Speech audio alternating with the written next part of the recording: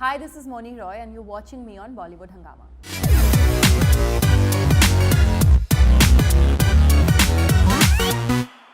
She's one of the famous stars in India. She's been successful on television, she's doing great movies, and now she's getting into digital platform, but with a twist. Welcome to Bollywood Hungama, Mouni. Nice to meet you. Lovely to meet you. Yeah. Thank you. So, how did this project come about, Matrimonial Anonymous? This is something very new to you and also your audience as well. Actually, to begin with, hello. And this is actually my first interview for Matrimonial, regarding Matrimonial Anonymous. I'm very excited, but at the same time, sometimes a little lost, sometimes a little confused, sometimes have lack of words. But at the same time, I think it's a very fun show, a real show. So people are going to have fun listening to it. So see, this is like a new word for me, listening to it. Because I'm so used to say watching it or watching this or watch the film or how has been the experience? Because this is completely audio, this Audible Suno ke liye, and this is audio. So what do you think? I understand you must have gone through a lot of voice modulation and a lot of voice work for it. Not really, but to begin with, I've studied in Jamia, right? Jamia Millia. So we had our own radio channel. It felt like the first time I went to the recording studio again, the last time, a few days back when I recorded for it, I was very nostalgic. I felt like I've gone back to my uni days and in my own radio, in our own little radio station. So we all used to as students, because we used to have these workshops. And plus then I think, you know, so many years of television and now the film dialogue delivery, it kind of helps you. So you kind of know what to do, but obviously we had people, our sound recordists or people who were directing the show, everybody helped me out and they were constantly there, present. We would take takes after takes, and then if there was some mistake, they'd correct me and I would do it again. So I guess it's a process of trial and error till the time you don't get the right, I say right take, but yeah, that's what it is, I guess. Matrimonial Anonymous, this sounds very exciting because we've had a lot of shows and everything. We've not had a conversation with real people and their trials and tribulations about their marriages or their love lives and everything. What from this experience, what have you taken away? What kind of stories that you've gone heard? Before I go to what have I taken from it, I'd like to tell you a little bit about the show. So Matrimonial Anonymous is a compilation of 12 stories. You may call them love stories, or it's actually life stories. So there are various people, various artists, voiceover artists. They've come on board, and they would take you through the character parts in the stories, and I am the narrator, the Sutradhar. So pretty much in this show, in that capacity and space, we are talking about the real life stories of people who have sometimes found a match on being on matrimonial sites. There are stories where you know, this girl is bipolar, and you know, we've grown up with the concept of you know, having somebody in your life, and when you have a boyfriend, you kind of think that you're sorted and that's who you are going to marry after 3 years, 4 years or 5 years and so on and so forth. But when that doesn't happen and you know, they enroll themselves in matrimonial site, what happened to them? Sometimes we, you know, the moment you go on a matrimonial site, you might find a great match. Sometimes even after 600 rejections, you can't find better.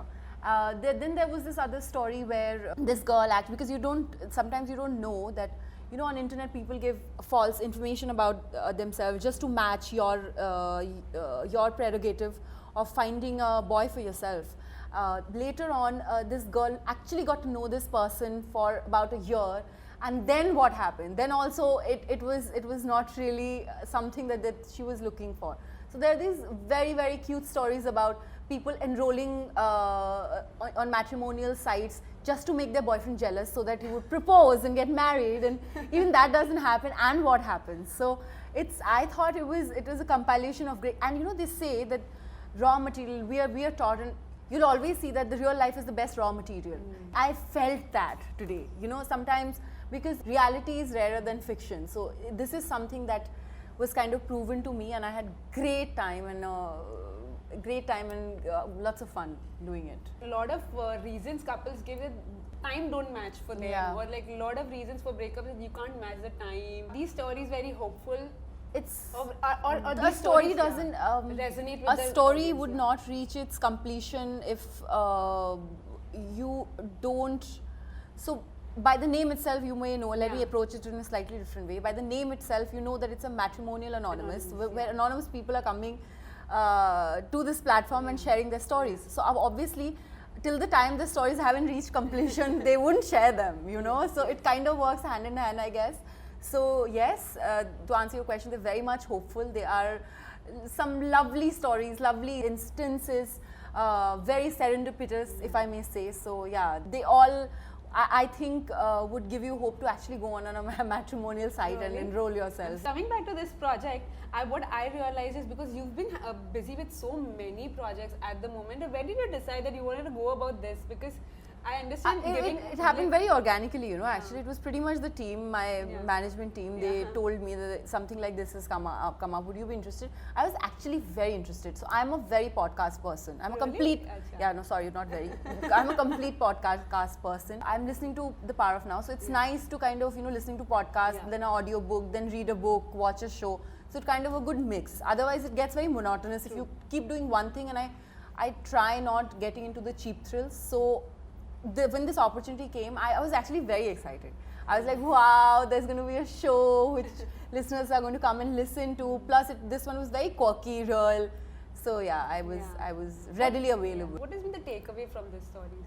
So my personal takeaway from this would be, and it's a genuine one, like I said, you know, real life is the best raw material. If one thing I have to learn from this is, every journey is very, very different. All the 12 stories that I voiced for, there are so different stories. They have so different angles. So I would actually like to tell all the viewers and the listeners that, you know, walk your journey. No two stories can be similar. Even if there's a person whose characteristics and attributes are a lot similar to you, doesn't necessarily mean that you guys will have the same journey. So walk your journey and you'll find your path and keep walking that, because life is a long, long journey with or without a partner. Over the years, Bollywood has changed, or like films have changed the narrative of how we show relationships. They used to be unrealistic. I would say unrealistic in a way, like that would never happen in a real life. What has been one film or some story that you like resonated to in the current times? And when it came to a good I don't know about relationship? resonating. I love Queen. Okay, yes. And also, I don't know, your I think your questions have different section of answers. Yeah. When you say that, you know, our cinema is most of the times either showing idealistic relationships or they mirror the society. So there's a lot of changes that has come to our society also in terms of living relationships, or, you know, relationships before marriage, after marriage. A lot of, especially in the cities, families are going nuclear. That's something that's happening, which is why you see such imprints of them relationships in our movie or cinema. So I guess that goes hand in hand. And one movie that I really find liberating was Queen. It was so relatable. And it was so, it almost felt like you already know everything that was being shown in the movie. Like deep down, you know this is how it should be.